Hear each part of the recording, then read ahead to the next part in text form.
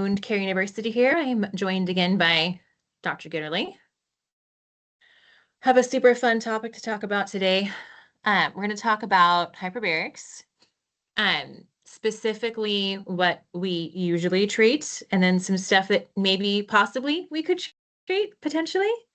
Stuff that's kind of emerging, which is always exciting to talk about, right? Like the hot new topics. Every time I feel like I go to the UHMS conference, I come back with some new thing that I saw that's really exciting.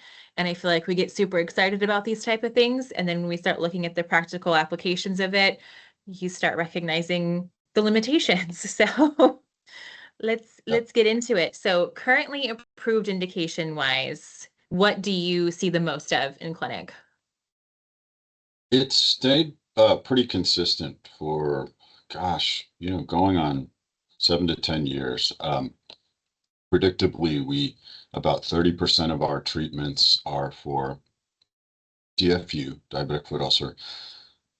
About 30% are for radionecrosis or soft tissue radionecrosis. So the radionecrosis diagnoses. And we should do a podcast about why that should be a single category. That is one of the dumbest snafus in our specialty. It was bifurcating that. And anyway, and then about a third of them are chronic refractory osteomyelitis, and so that makes up 90% of our total dives. The other 10% does vary somewhat by center. So centers that are closer to a bunch of plastic surgeons will have a pretty substantial number of flap preservation divers. Some of our centers also seem to get a disproportionate number of sudden sensorineural hearing loss referrals. And the other more obscure, or rarer indications, just like probably like most centers, they trickle in. Yep. Once in a blue moon, we'll get a referral from Dan, for decompression sickness. Once in a blue moon, we'll get a CRAO. What else? Can you think of something we haven't seen for a while, but we see? But carbon monoxide poisoning once in a blue moon. Yeah, Fournier's gangrene. Yeah, right, So like right. necrotizing 4 years. infections, Fournier's Yep. gangrene. I mean, for a while there, we went through a run of a lot of Fournier's gangrene. I was Sure thinking about did. that the other day, which I knocked on wood and said, hopefully no more for those folks. Mhm. So I mean, they do kind of come and go, not for us, but for folks who run multi-place chambers or see acute care patients. They see, I think, like university hospitals who have that kind of program. They see a Mhm. lot more of the carbon monoxide poisonings, intracranial fungating Mhm. abscesses, the patients Yes. that are really sick that need like that inside attendant with them, that you normally wouldn't see in like an outpatient center. Who does Monday through Friday type of Right, right, right. normal wound healing dives. We So, we did have a fungal intracranial abscess in Corpus Christi oh, this that's right. past, was it this quarter? Say, actually, it wasn't. It was in Luling. It was in Luling. Oh, Transferred from Seton to post-acute, and so that we could dive the patient and ID, followed him the whole time, and yeah, oh, had a good outcome. So that's actually, that was the last quarter of 2025. Anyway, okay. Okay. yeah, but yeah, So so yeah, but that's really cool. I think the thing that we also get a lot of is people who call up our centers who've done some mhm, research yep, and they want to be treated for stroke because they know that hyperbarics yep, helps with post-ischemic tissue survival. And technically, that's, mhm, of the brain. We hear mhm, people who want to treat their children or family members for autism or kind of another host of things, Lyme's disease, long COVID, general yep, wellness.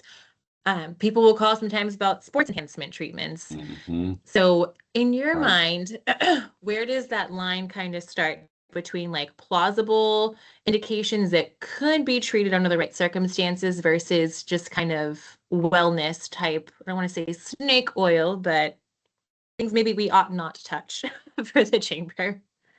Um, yeah, right. It's a great question. And the way I think of this is, from a clinical responsibility first and foremost.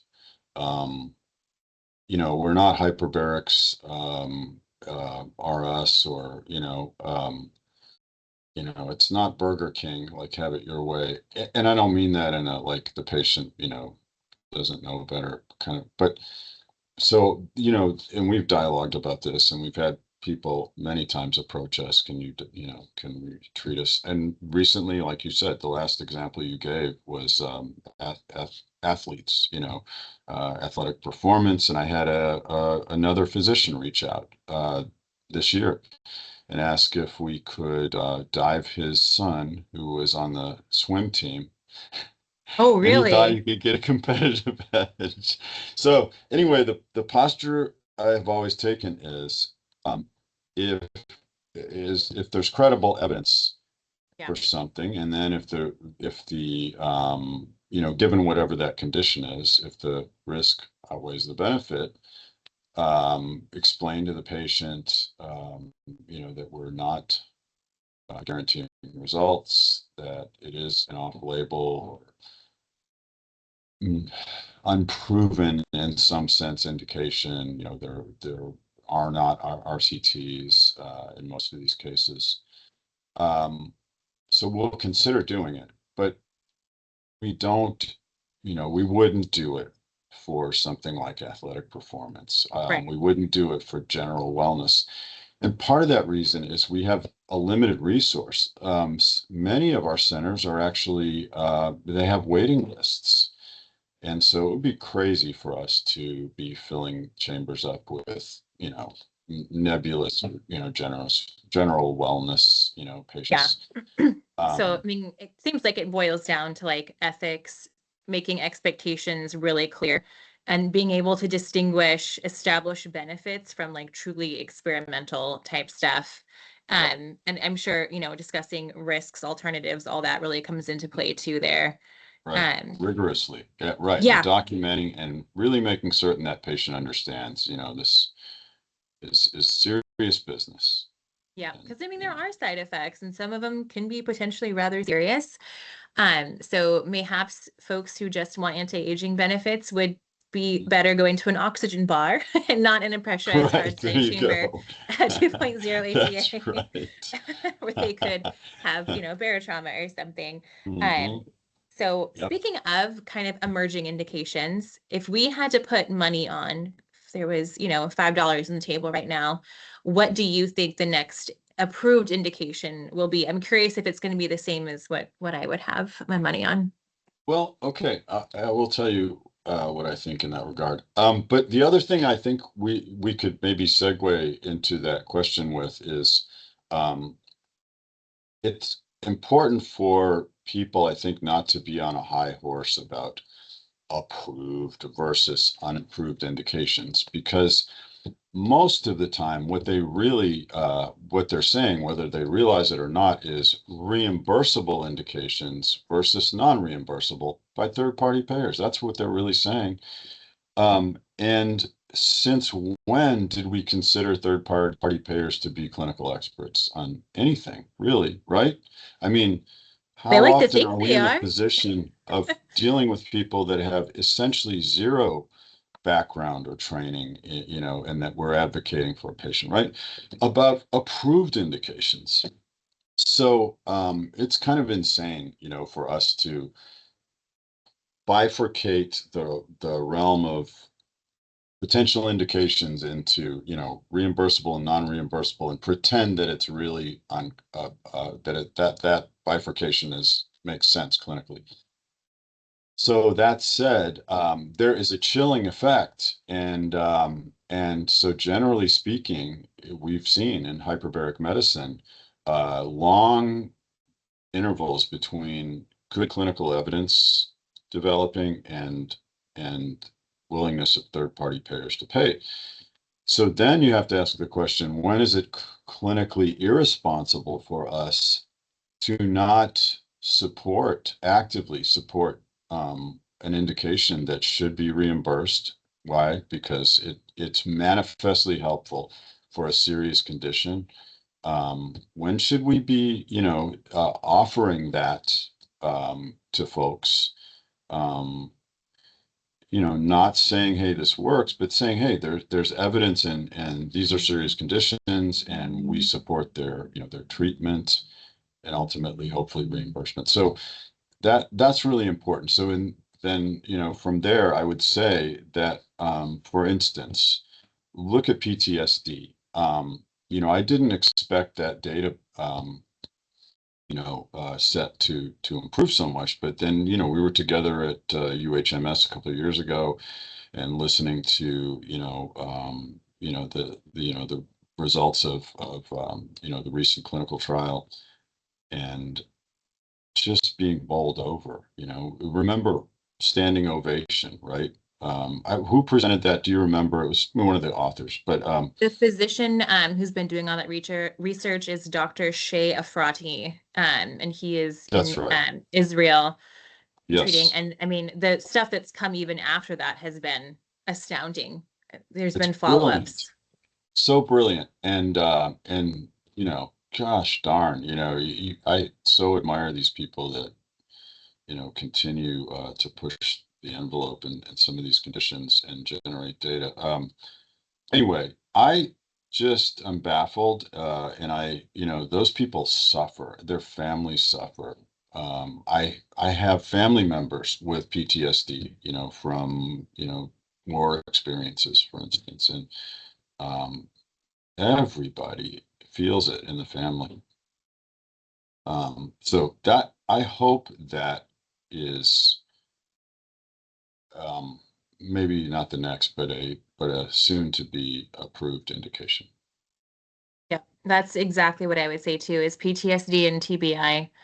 Um, they, work kind of similarly, but I think the thing that's been really interesting is from this research seeing that people that have PTSD, separate from a TBI, if you look at their brain, they actually have wounded areas of their brain, Right, right, right, which I never even considered. Like I have associated that pretty much exclusively with TBI, and that's not the case. So, right, and I think the other thing cool that came out of this research too was like the mitochondrial effects, like the proliferation of like that process, right. in the damaged brain tissue. Like that's something really Well, exciting that was never seen before with hyperbarics never seen research. before. And something that holds us back, I think, is that, I love the Samuel Clemens or Mark Twain quote. It's not what you don't know, it's what you think you know that just ain't so. And this kind of probably bedevils all specialties in medicine. But there is, especially in hyperbarics, um, even the people with no training, have never practiced the specialty, they all think they know how hyperbarics works, and oh gosh, well, more oxygen, right? But why would you treat a condition like stroke where those cells are dead? You think you can bring them back to life? No, that's not what we're saying. Read the darn papers. Yeah. There's so much more. It's a pleiotropic,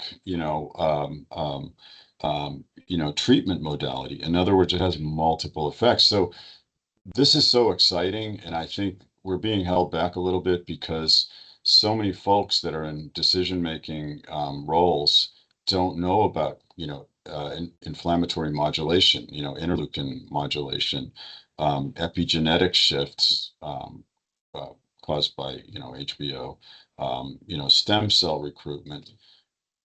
So many fundamental mechanisms that we know about now, that make sense of why something like TBI or PTSD would actually improve Right. from a course of HBO. And we're learning so much about so many conditions where we thought the cells were dead, but they're not dead. They're just dysfunctional. There's like the what is it? Silent information promoter system, and or the information silencing, the ISRIB, pathway, where cells just stop doing what they were supposed to do and just kind of, sit with their hands folded, and they can be reactivated. Crazy, right? So anyway, as we learn those things, I hope that gets flows back into decision making, and gets Absolutely. considered. Yeah, I mean, I'm very happy that hyperbarics is getting, more airtime. There's definitely a lot of very valuable, well-established uses for it. But differentiating that not every condition that's advertised online has any evidence to support any kind of a treatment. right, And, it falling on the responsibility of providers to figure out the difference between a proven indication, investigational, and then something that's completely just kind of right. baseless and more marketing based than science based. Right. And hopefully you have more, to go on than, a single case report. Yeah. At least a small case series would be nice. And that's all we had. For instance, I remember a case of, do you remember the physician that came to us with Lyme disease? Gosh, maybe Uh, 8 or 10 years ago, it's probably right? been 10 years, but yeah, I remember. Yeah, and had credible consultants, clearly had major morbidities from Lyme, and cognitive dysfunction, and his Yeah. life was a mess. And I all I could find was, a couple of small case series, but The ones from um A&M from like 1999. yeah, yeah, Those yeah. are like the only And ones we have. this guy's life, was in shambles, and he couldn't practice anymore, and was truly suffering, and was able to consent, and so we were able to provide that. So that's pretty cool. But we Yeah, have other indications, well, emerging indications with a lot more evidence. So yeah, absolutely. yeah, It's very exciting. It's an exciting time to be in hyperbarics. it is. Thank you so much for chatting with us today. Do you It's want to talk a always, little bit about one more thing before we go? I think we had talked about this earlier, the importance of at least kind of tracking this from a utilization mm, perspective. yeah, If you have, multiple centers, it really is prudent to look at to be able to at least track your utilization for off-label indications. You absolutely. can't Yeah, really do a clinical registry in potentially, unless have IRB approval, if you're treating like one thing, lots of one right. thing, that gets into the realm of prospective, research. But yeah, I think people really should be, keeping track of this, and making Absolutely. sure that there's rigor around how you do the consents and how you store the evidence that you're basing that consent conversation on. And Absolutely. Especially if you're attached to a facility where you might get some kind of an audit for, compliance reasons, due diligence, it's probably definitely a good idea to have some kind of reporting system for that. Um, yeah, right. definitely best practice there. All right. Well, yes. Well, cool topic, and hopefully we'll see this. Be maybe we'll be able to come back to this, and have some exciting new indications Yeah, next officially time a hot to new report on. indication drops, we can chat about it. All right. Catch you later. Thank you.